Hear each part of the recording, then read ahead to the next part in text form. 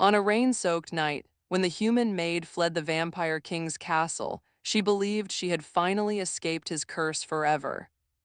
But the step the king took after midnight changed not only her fate, it rewrote the very laws that had long divided humans and vampires. The night she ran. If you had met me the night she ran away, you would not have called me a king. You would have seen a tired man standing alone in a castle too big for his own echo, trying very hard not to lose the only human who ever dared to laugh at him. Rain hammered the windows like impatient fingers, turning the courtyard stones into a sheet of silver. From my balcony, I watched Elara's small figure burst through the servants' door, apron flapping, dark dress already soaked. She did not look back at the towers or the glowing windows. She only ran, as if the storm itself had promised her a new life beyond the outer gates. The wind tore at her hair, pulling loose the braid she always tied too tight. I felt the old hunger stir with the scent of wet earth and distant human warmth, but I pushed it down the way I had learned years ago. I was not that kind of king anymore. Instead, another ache rose in my chest, a quieter one, the ache you feel when someone chooses to fear you just when you were learning how to be gentle. Elara should never have been in my castle in the first place. She arrived 3 months earlier with a chipped suitcase and a glare much too bold for a village girl paying off her father's debts. While the other servants trembled and crossed themselves when I entered a room, she simply frowned at my cloak and said, "Those gold patterns are very dramatic, Your Majesty. Are you trying to scare us or start a fashion show?" I remember the council's frozen faces, their immortal dignity cracking like thin glass. I should have punished her for speaking so freely, but instead I laughed for the first time in decades. I told her, unfortunately, terrifying and overdressed is part of the job description. And from then on, she was the only one in the castle who treated me more like a person and less like a legend told to misbehaving children. It was Elara who walked into the library at noon and drew the curtains wide open, forgetting that sunlight could burn me. It was also Elara who, when I winced and stepped back, gasped and then scolded, "Why didn't you say something sooner? You can't just stand there and suffer, you know." She spent the next hour rearranging every drape in the room, muttering about dramatic, self-sacrificing bosses, while I stood safely in the shade, pretending not to be secretly moved by her concern. I changed the rules for her, though she never knew it. No human in my lands would be hunted. No villager would owe blood for taxes. My court whispered that kindness would weaken our line, that a vampire king who preferred conversation to fear would not last long. Perhaps they were right. But when I saw Elara carry hot soup to an old guard on a freezing night, slipping an extra slice of bread she could not afford to spare, I knew I preferred weakness with a soul over power without one. So when she burst into the throne hall that evening with her hair half loose and her eyes full of fire, I already feared what was coming. She did not bow. She never did. She marched across the black marble floor, left a trail of muddy footprints, and threw her folded apron onto the steps of my throne. "I'm leaving," she said, chest heaving, "tonight." The council members looked at her as if she had announced the sun would rise in the west. I stood slowly, more to keep from startling her than out of anger. "Elara," I said, keeping my voice low and calm, "it is raining hard enough to drown the moon. Tell me what happened first." Her hands shook, but not from the cold. "I heard them," she said. "Your nobles. They were talking in the corridor, laughing about the little human girl who doesn't know she's part of some ancient bargain. They said when the blood moon comes, you'll need a servant who has seen your true face. They said I was perfect for it." For a moment the hall spun sideways. I knew the law she meant, carved into stone long before I was born. A vampire king could renew his power under the blood moon by binding the life of one human who had seen him in his full nature. It was an old, cruel magic, and I had sworn in secret never to perform it. I stepped down from the throne, ignoring the hissed protests of my advisors. "Elara, listen to me. I will not harm you. I have forbidden any ritual that touches human life. You are under my protection." Her laugh cut through me. It was not her usual bright, careless sound. It was sharp and tired. "Protection, forgive me, Your Majesty, but I have been protected by too many powerful men.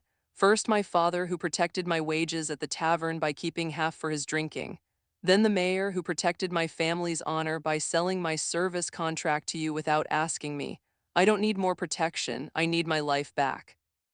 Around us, torches flickered in the draft. The council watched, pale and silent. I could have ordered them out, but Elara hated being discussed like a problem behind closed doors.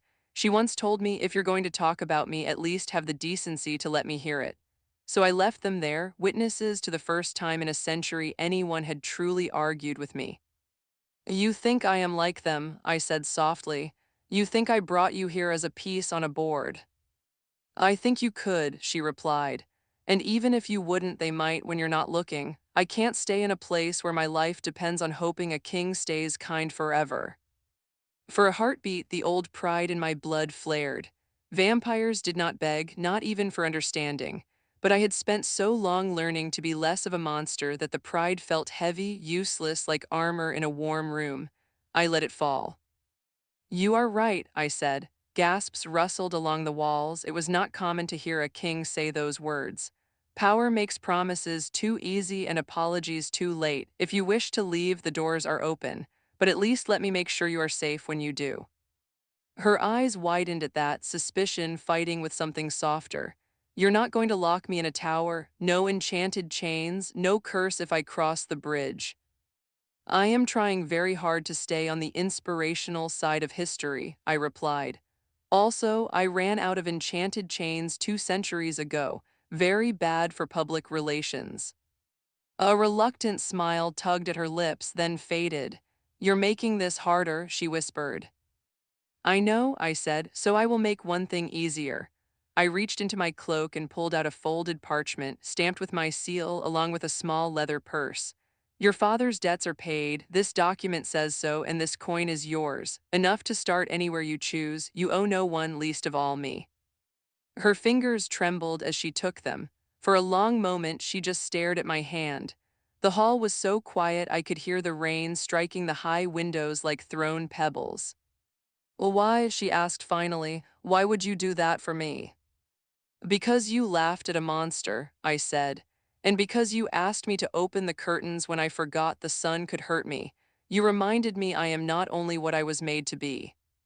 Something fragile passed across her face like sunlight behind clouds.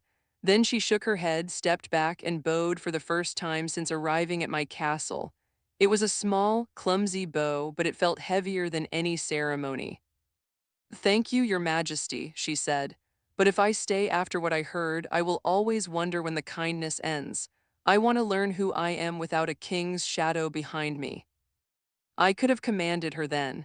Ancient words rested on my tongue, the kind that could still a human's feet or lock their will like iron. Instead, I swallowed them. Then go, I said. But remember this, the shadow you fear may also be the shelter you someday choose. If you ever need help, you may knock on these doors as a guest, not a servant. Her eyes shone wet in the torchlight, though whether from the smoke or something else I could not say. Without another word, she turned and walked away, picking up speed only when she reached the side corridor that led to the servants' exit. That is how I came to stand on my balcony as the rain swallowed her footsteps. I watched her reach the outer yard, slip a little in the mud, catch herself with a small, stubborn curse that I knew even from this height. She did not know it, but I had already sent 2 of my most trustworthy guards ahead along the forest road, with strict orders to remain unseen and keep the path clear of wolves and worse things. Still, fear gnawed at me, not the fear of losing a servant. Kings did not fret over staff. I feared losing the first honest mirror I had found for my soul. Without Elara's ordinary courage, the way she cared for everyone from stable boys to aging vampires who forgot where they left their reading glasses, the castle already felt like it was slipping back into old shadows. Behind me, one of the council elders cleared his throat. Your Majesty, the blood moon approaches. Let the girl go. When the hour comes, we will find another vessel for the right. The kingdom must endure. The kingdom will endure without blood magic, I said without turning around. We will find another way. There is no other way, he insisted. You are young, you do not remember what happens when a king refuses the right. I almost told him that youth, for me, was still older than his grandparents' ghosts. Instead, I kept my gaze on Elara's fading figure. Then we will be the first to prove the stories wrong. The bells began to chime the hour from the tallest tower, slow and solemn. 11 clear strokes rolled over the roofs and down into the dark valley. Each one felt like a question I had been avoiding for centuries. Who are you, Lucian, without the old laws? What kind of king are you if you will not pay the price others paid? When the final chime faded, I made my decision. I turned away from the balcony and walked past the council, ignoring their murmurs and worried looks. My steps echoed along the long corridor that led to the oldest part of the castle, a wing so forgotten even cobwebs had grown comfortable there. Torches flared to life as I passed, recognizing the blood of their maker. At the end of the hallway stood a heavy iron door carved with symbols even I could barely read. Behind it lay the chamber of the first oath, where my ancestors had bound this kingdom to darkness in the name of survival. No living vampire had entered it in 100 years. My hand hovered over the rusted ring of the door.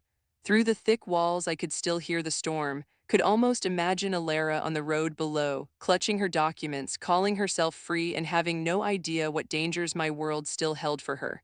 The first thin sliver of the rising moon slid through a high, cracked window, silent and watching.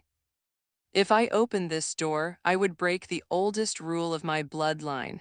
If I didn't, I might lose the one human who had ever believed I could be better than a story told to frighten children. I closed my fingers around the iron ring. It was cold enough to sting, even for me. Somewhere far below, the first distant bell of midnight began to toll. And as its sound rolled up through the stone and into my bones, I pulled the ancient door toward me and stepped into the darkness, ready to do something no vampire king had ever dared to do for a single human girl, the price of a different kind of king. People imagine forbidden chambers full of screaming souls and rivers of fire. The truth is quieter and somehow worse. When I opened the iron door, the first thing that met me was silence so deep it sounded like someone holding their breath for 1,000 years. Cold air brushed my face, dry and still, carrying the smell of stone, dust, and something older than blood. A single pale flame floated in the center of the room, suspended above a circular altar carved with symbols of kings long dead. Their faces stared down from the walls, painted in dark colors, each crown heavier than the last. They all looked proud, they all looked alone. I stepped inside. The door shut behind me with a soft thud that felt like the world changing its mind. Lucian, son of the Black Court, a voice whispered from nowhere and everywhere at once. It sounded like echo and wind and my own thoughts mixed together. You come at the hour of the blood moon to renew the oath. I come to break it, I said. The flame in the center shivered, then flared, casting sharp light across the carvings. On the altar, the old words glowed: power through sacrifice, rule through fear, live through the life of another. For a moment, my hands shook. These words had kept my people alive through wars, plagues, and hunters. Every king before me had followed them. I remembered their stories. Villages burned to stop uprisings, one human taken every generation to feed the oath, all in the name of stability. The voice laughed softly. You joke, you always were the soft one. Soft, I repeated. Is that what we call it now? I have another word, tired. I am tired of ruling a kingdom that survives by breaking the very hearts it claims to protect. Outside, thunder rolled overhead. Somewhere beyond the castle walls, Elara was on the road, thinking she had finally escaped all of this. I closed my eyes and pictured her walking fast, muttering to herself the way she always did when she was nervous. The memory steadied me. I want a new oath, I said. No more human sacrifices, no rituals that bind their lives to ours. My strength, my crown, my power, take them if you must, but leave them free. The silence stretched, then the voice answered, colder now. The oath is not a song you can simply rewrite. It is a bargain, it demands balance. If you will not bind a human, what will you offer in their place? Me, I said, all of me, my immortality, my gifts, my comfort, my safety. Bind those to a different rule, that my power can only be used to protect humans, never to harm or control them, and bind every vampire in my line to that same law. The flame trembled again. On the walls, the painted kings seemed to lean closer in the shifting light. You would chain your own kind, the voice hissed. I would free them from the worst part of themselves, I replied. Fear has ruled long enough, let us try kindness for once. The chamber shuddered, dust falling from the ceiling in thin clouds. The voice rose, sharp as broken glass. Kindness will not stop the hunters when they come with fire. It will not stop hunger when blood runs thin. Your heart will not hold back a sword. No, I agreed. But maybe, just maybe, it will stop us from becoming the very monsters those swords were raised to kill. The flame stretched higher, as if pulled by some invisible wind. It twisted into a thin pillar, then into the shape of a hand made of light and shadow. Then place your hand upon the altar, King Lucian, it said, and know that when this is done, you will not rule from above your people. You will stand among them, you will feel pain, you will bleed, you will age, you will be breakable. I swallowed. I thought of Elara complaining that the stairs were too steep, of guards rubbing their backs after a long night, of the cook sitting down with a sigh after carrying heavy trays. I had watched those small human struggles with distant curiosity. Soon they might be mine. Being breakable, I said, might be the only way to prove our hearts are real. I placed my palm on the cold stone. Far below the castle, the rain had thinned to a light drizzle. Alara's boots squelched in the mud with every step, each one sounding like the road trying to suck her back. This is independence, she told herself, hitching her bag higher on her shoulder. Freedom, adventure, slightly damp socks, glorious. A crooked smile tugged at her mouth despite everything. The storm clouds were breaking apart, leaving strips of dark blue sky. The forest on either side of the road glistened, leaves dripping silver in the moonlight. The air smelled of wet earth and pine. Her fingers tightened around the parchment in her pocket. The paper that said her father's debts were gone, signed in the careful, old-fashioned script of the Vampire King. She had checked it 3 times, tracing the seal with shaking hands. It still felt unreal.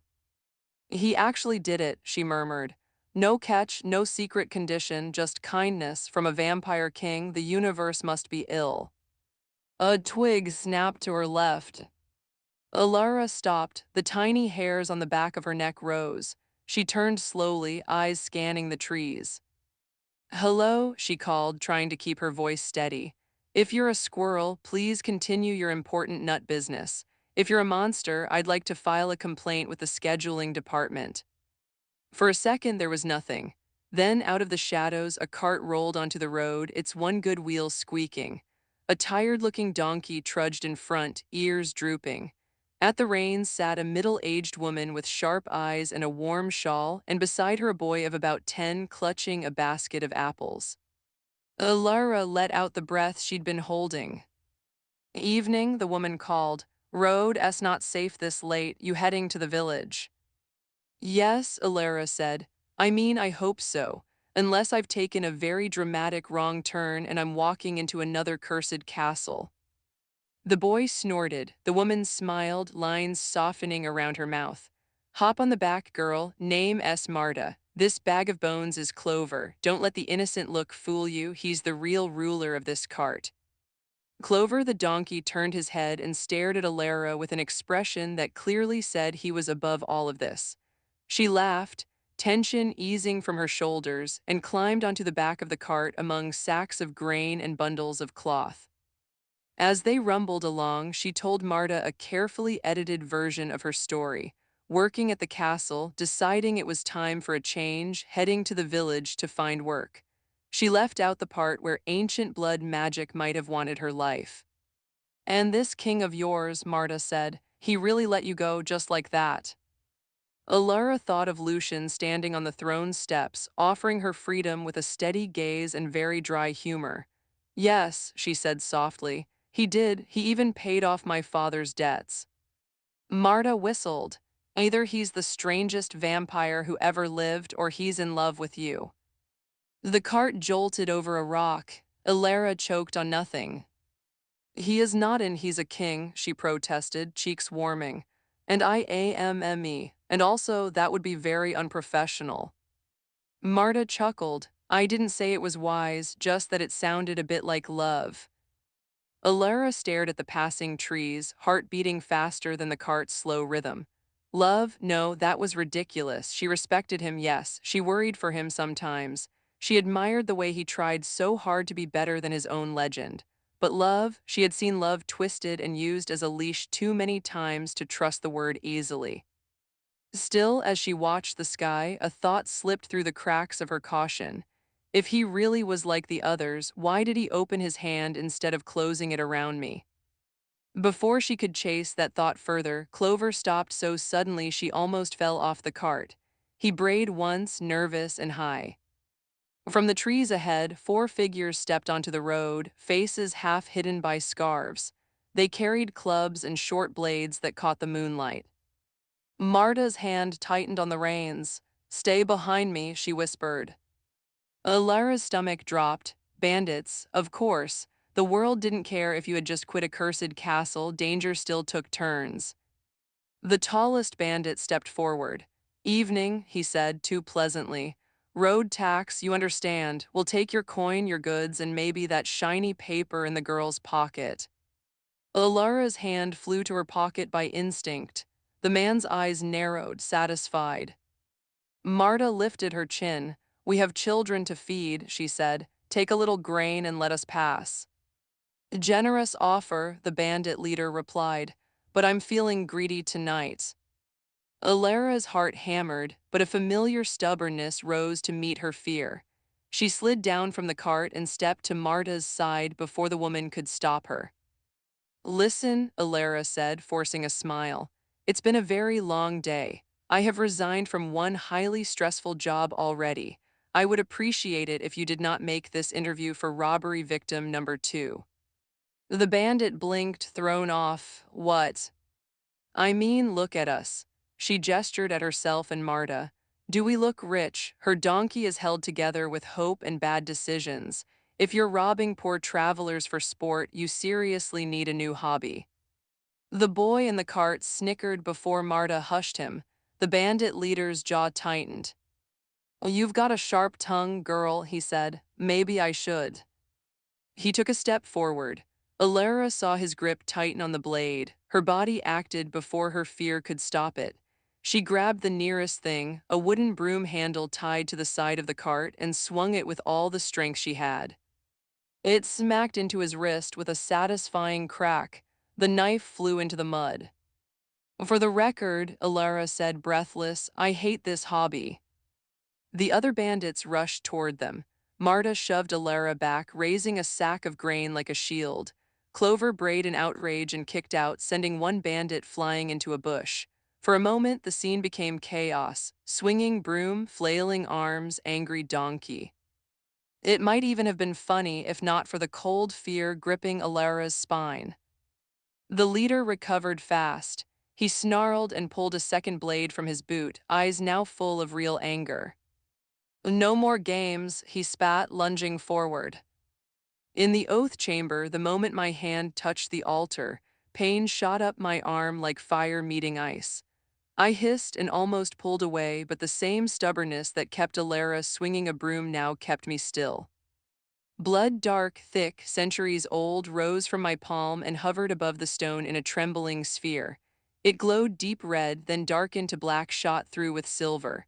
Around it, the floating flames spun faster and faster. "Name the human," the voice commanded. "The one you would bind your fate to, the one for whom you would pay this price." I didn't hesitate. "Elara." Her name echoed around the chamber, bouncing off stone and history. The flame convulsed. "You claim her," the voice said. "You make her your vessel." "I do not claim her," I snapped. "That is the point. She is free. She chose to leave. This is not about possession. This is about protection without a chain." "That is not how the oath works." "Then change how it works," I said. "You are old magic. Evolve." The chamber shook so hard a crack split down one wall, slicing through the painted face of an ancestor who had once drowned a village to hide our existence. Dust rained over my shoulders like gray snow. "You ask for the impossible," the voice said, "to guard what is not yours, to give power with nothing in return." I clenched my jaw. She gave me something. She gave me the idea that a king could be more than a threat in a story. She laughed at me. She opened curtains and hearts I had nailed shut. If that is not worth something to you, then you are nothing but an empty rule. Oh, for the first time, the voice hesitated. Outside, the blood moon began to rise. I felt it like a drum under my skin, slow and heavy. Red light seeped through the high crack in the wall, staining the chamber a soft, eerie crimson. With it came another sensation, distant, faint, but sharp enough to make me gasp. Fear, not mine, hers. Images flashed in my mind.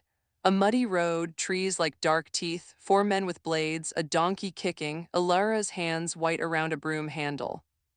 Elara, I whispered. The sphere of blood above the altar pulsed, as if answering her name. There, the voice said slowly, the thread you ask for already exists. Your heart has tied itself to hers, but you cannot protect her without paying the full cost. If I grant this new oath, you will no longer be untouchable. Every time you shield a human, you will give up a piece of your strength. Every act of compassion will make you weaker. Are you willing, King? Another vision hit me. Elara stumbling back, the bandit's second knife raised, moonlight flashing on the blade. Yes, I said, take it, take everything, just change the story for her, for all of them. The flame exploded into a ring of light that wrapped itself around the hovering blood. Symbols tore themselves off the walls, swirling through the air like sharp, glowing leaves. They spun faster and faster, rewriting themselves in mid-flight. Power through sacrifice cracked and fell away like old bark. In its place, new words burned into the stone beneath my hand. Power through protection. Rule THROUGH trust. Live through shared fate. The moment the last word carved itself into existence, the ring of light shot forward, slamming into my chest. I cried out as every nerve in my body lit up. Centuries of stolen safety burned away like fog in the sun. I felt cold for the first time in 100 years. I felt the weight of my own body. I felt my heart, my actual heart, stumble and then start to beat, slow and heavy. And through it all, I felt her. On the road, the bandit's knife sliced toward Elara. Time seemed to slow. She saw the blade coming and knew she was not fast enough. Suddenly, a burst of silvery light flared in front of her like a shield.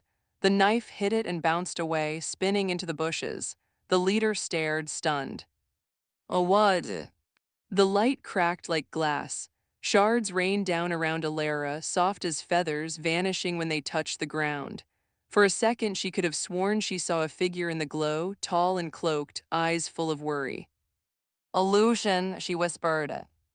The leader snarled and reached for her again, hand outstretched. Before he could touch her, Clover lunged forward with a heroic bray and bit him firmly on the arm. He yelped, stumbled back, and tripped over a fallen branch, crashing into his companions. "A retreat," one of them shouted. "It's cursed." In less than a heartbeat, the bandits were scrambling into the trees, shoving each other in their rush to escape. The forest swallowed them whole. The road fell silent again, broken only by Clover's proud snorts and Marta's shaky laughter. Elara stood in the middle of it all, chest heaving, eyes wide.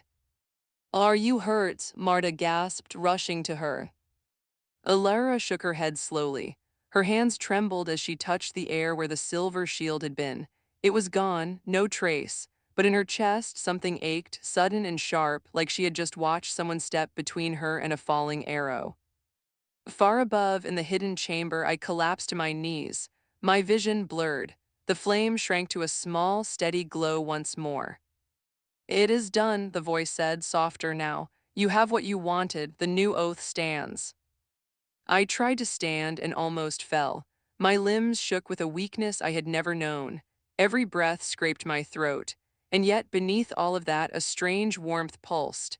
The knowledge that a girl on a muddy road was alive because I had chosen to be less invincible. "What happens now?" I asked. "Now," the voice replied, "you find out how to be a king when your life weighs the same as those you rule, and you pray your people accept a protector where they once feared a god." I thought of my council, of nobles who believed strength meant never bending. I thought of Elara looking up at the sky, maybe whispering my name. "One more question," I said, forcing the words past my dry throat. Can she feel any of this, the change? She felt your shield, the voice said, and she will feel the echo of any choice you make that touches her life. Your fates are not chained, but they are now tied. I let that sink in. Then, with an effort that felt like lifting mountains, I pushed myself to my feet. I had broken the oldest rule of my bloodline. I had changed the law that held my kingdom together. I had given up the safety of being untouchable. And somewhere on a lonely road, the one person who made me believe this choice was worth it might be realizing I had not let her go as completely as she thought. As I staggered toward the door, the first real pain of my new life flared in my chest, a sharp, twisting fear. Because if Elara decided to come back now, she would not be returning to the same king she had left, and I did not yet know whether the kingdom, or I myself, would survive the person I was about to become. The iron door groaned open. Down on the road, Elara lifted her eyes toward the distant outline of the castle, its towers just visible against the blood moon. I think I have to go back, she whispered, voice shaking with something that sounded a lot like hope and a little like terror. Marta stared at her as if she'd lost her mind. Back to the vampire after that. Elara closed her fingers around the king's parchment until it crinkled.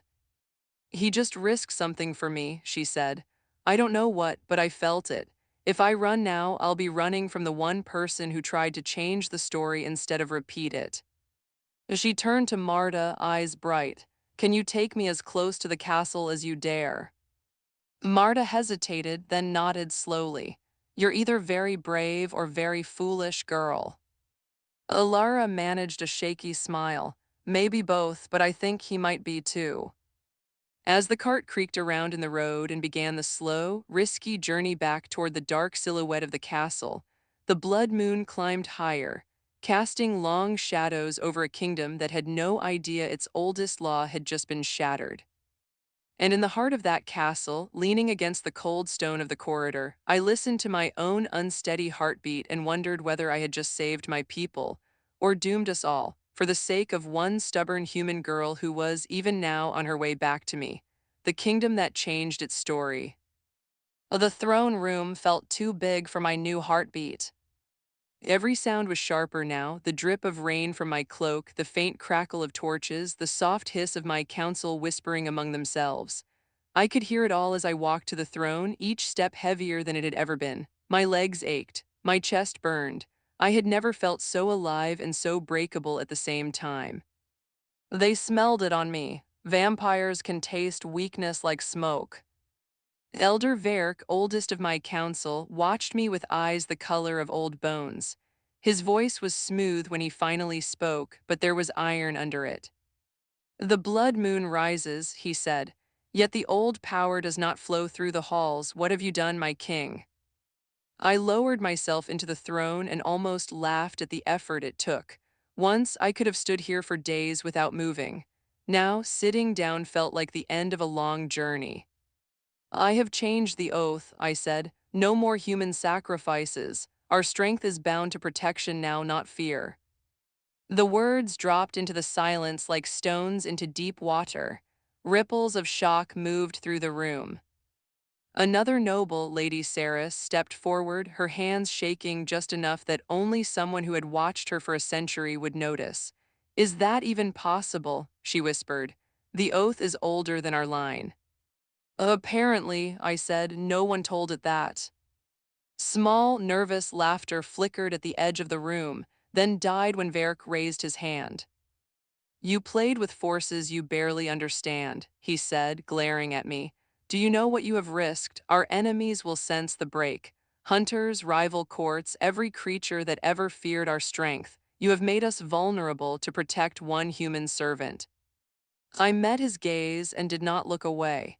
If our power depends on crushing even one innocent life, it deserves to be broken. His lips thinned. You speak like a poet, not a king. Maybe, I answered. This kingdom has had enough of kings who speak like executioners. A murmur of agreement moved through a few of the younger vampires. Verk heard it, his eyes hardened. You think they will stand with you when they feel hunger gnawing? He asked. When they watch their abilities fade, already I feel it. My night vision is less sharp. The castle wards are thin. You have weakened every one of us. Not weakened, I said quietly. Redirected, our power now grows when we protect those under our care, when we act with kindness, not terror. It is a new kind of strength. Word spread beyond the castle that the vampire king's eyes had changed, not their color, but their light. Villagers came to the gates not with torches and pitchforks, but with questions and cautious hope. Lucian opened the Great Hall once a week for anyone, human or vampire, who wanted to speak. They came with small problems at first: unfair taxes, broken bridges, a feud over a runaway goat. It turned out that ruling through trust required far more paperwork than ruling through terror. Elara sat by his side with a stack of notes and an unbreakable pencil, translating formal language into real words, interrupting when he drifted into dramatic speeches, reminding him, loudly, when he forgot to eat. Clover, promoted to royal security donkey after his heroic bandit defense, now patrolled the courtyard with a bell on his halter and a deep belief that every visitor owed him at least one carrot. Not everything was easy. Some vampires resented the change. Some humans struggled to believe the new laws were real. There were arguments, mistakes, long nights of doubt. But slowly, something new took root. Guards escorted children safely through the forest at night. Vampires helped rebuild an old mill that their ancestors had once burned. A group of village women organized a weekly market in the outer courtyard, and for the first time in memory, humans and vampires haggled side by side over the price of bread. Lucian found himself growing tired faster than before, but in that tiredness he discovered something he had never known: the strange, sweet satisfaction of going to sleep knowing he had helped even one person breathe easier. Sometimes, on quiet nights, he and Elara stood together on the balcony overlooking the valley. "Do you miss it?" she asked once when the moon was thin and gentle, nothing like that terrible red eye from the night of the new oath, the old power being untouchable. He thought for a long moment. "I miss the certainty," he said finally. "The feeling that nothing could hurt me, but certainty is a kind of cage. You don't move because you don't have to. You don't change because you don't need to. I would rather be uncertain and real than perfect and alone." She nodded. "Besides, this way you get to experience the joy of stubbing your toe on furniture. Very character building." "I assure you," he said dryly, "my character feels sufficiently built." They fell quiet again, watching the lights of the village flicker far below. Somewhere, distant but clear, came the sound of laughter from the market they had helped create. "Thank you," Elara said suddenly. "For what?" he asked. "For proving that power can change without losing itself," she replied. "For not choosing the easy way, even when everyone told you it was the only one, and for not turning me into a ritual, which I appreciate very much." He smiled. "You are welcome, and thank you for coming back when you could have run, for standing in front of me when I tried to stand in front of you, for reminding a very old king what a heart is for." Her fingers brushed the railing, then his. Slowly, as if the idea itself was shy, her hand curled around his. "Lucian," she said, voice barely above a whisper, "you know this isn't a fairy tale ending, right? We will still make mistakes. People will still get hurt sometimes. We will still argue, and I will still tell you when your cloak looks ridiculous." His thumb traced a small circle on the back of her hand. "I would be disappointed if you stopped." "This," she said, nodding toward the valley, the castle, the people within it, "this is just life. Messy and loud and beautiful and tiring. Are you really ready for that?" He looked at her, really looked, at the stubborn kindness in her eyes, at the courage that had turned a frightened servant into a partner who could stand against a council of immortals. "I am," he said, "as long as I don't have to face it alone." She squeezed his hand. "Deal." If you had been there on that balcony, watching a once fearful kingdom hum softly below, you might have expected fireworks or fanfare to mark the moment. But real change doesn't roar. It whispers, one choice at a time. A king who steps down from his pedestal. a girl who walks back into the castle she ran from, a group of people who decide that kindness is worth the risk. Somewhere in the oldest stones of the castle, the new oath rested, listening. A power through protection, rule through trust, live through shared fate.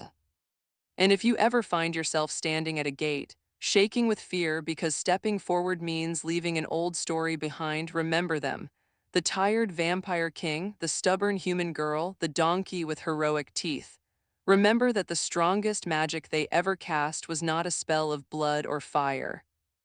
It was the simple, difficult decision to be kind when it would have been easier to be cruel, to be brave when it would have been safer to stay small, to choose love. Not the easy, controlling sort, but the kind that says, we stand together and we both get to walk away if we must. That kind of magic is not just for castles and kings.